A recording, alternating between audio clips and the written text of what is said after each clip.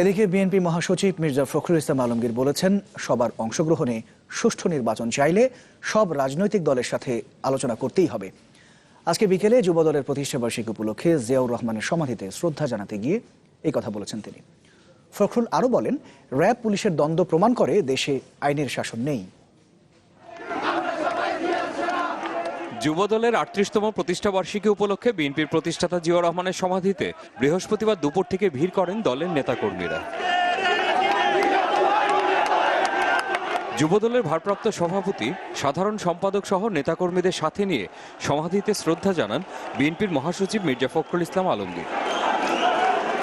পরে মির্জা ফখরুল বলেন, দশম জাতীয় নির্বাচনের আগেও কারোর সাথে আলোচনা না করার কথা বলেছিল আওয়ামী লীগ, কিন্তু তখন ঠিকই আলোচনার আহ্বান জানিয়েছিল তারা। আওয়ামী লীগের সাধারণ সম্পাদক সাহেব নতুন নির্বাচিত হয়েছেন, স্বাভাবিকভাবেই তার উদ্যম অনেক বেশি থাকার কথা, সেই জন্য তিনি সম্ভবত আগাম এই বক্তব্য দিয়েছেন। যদি সত্যিকার অর্থেই তারা গণতন্ত্রে বিশ্বাস করেন, তাহলে অবশ্যই তাদের রাজনৈতিক দলগুলোর সঙ্গে আলোচনা করতে হবে।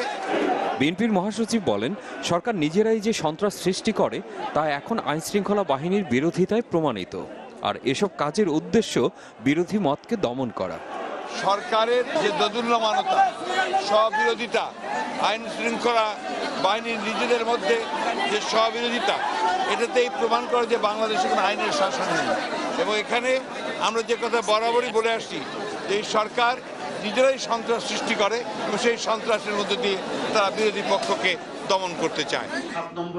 সকালে জাতীয় প্রেস ক্লাবে এক আলোচনা সভায় বিএনপির সিনিয়র যুগ্ম মহাসচিব রুহুল কবির রিজভী বলেন, আইনশৃঙ্খলা বাহিনীর দুটি দলের বিরুদ্ধে প্রমাণিত হয়েছে সব হত্যাকাণ্ডে সরকারই জড়িত।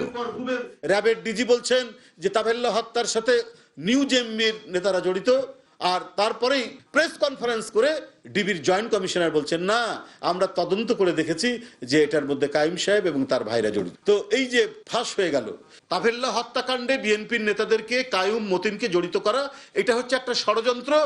আজকে তাদের ডিবেটের মধ্যে দিয়ে এটা প্রমাণ হয়ে গেল।